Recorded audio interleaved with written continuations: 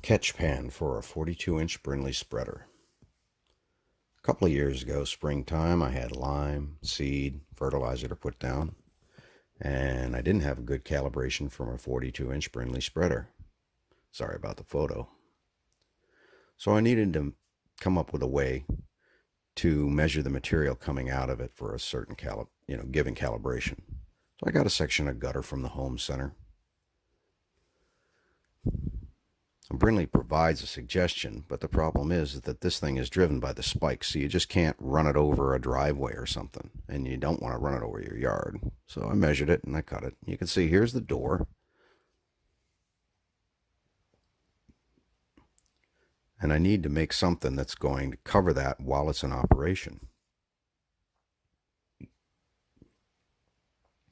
So I'm just measuring and checking and measuring and checking. And the idea is that I can still run it over a set distance. And I can take a male scale, the postage scale, and I just set this empty tray on there and I'll zero it out and that'll have the balance. And then I put it on the spreader and I run it the set distance. And then I will take the thing off and weigh it. Do that a couple of times. And this is just testing it, and it's reverse, forward. I flipped it around a couple of ways. Two rights make a wrong. Bought the wrong parts. Had to go back to the home center. So I make a template, and I cut this a couple of times just to get full range of motion of this gate so that I can fully open it and close it with the tray attached to the bottom of the spreader.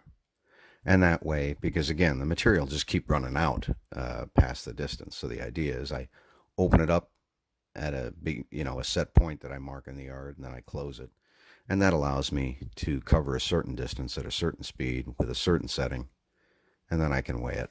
And I do that a couple of times, and I come up with a reasonably accurate weight.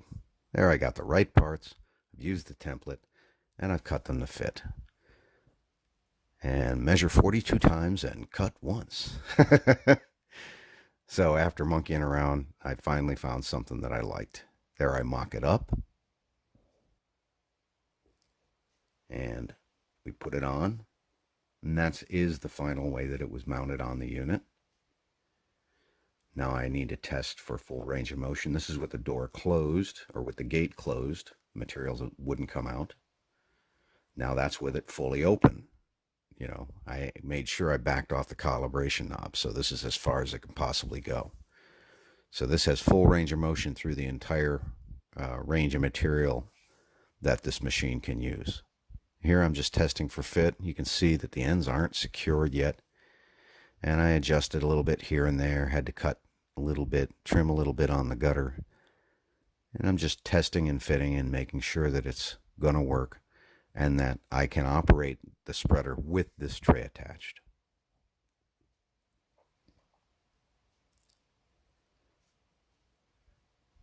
Now here's the tray attached. Just a couple of bungee cords, really quick.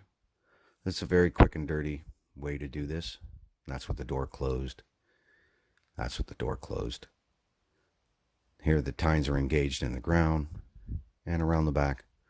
It does not drag. So it does what I need it to do. It captures the material so I don't burn out the yard. And there I finally buttoned it up. Rivet the end caps on. And it's pretty straightforward.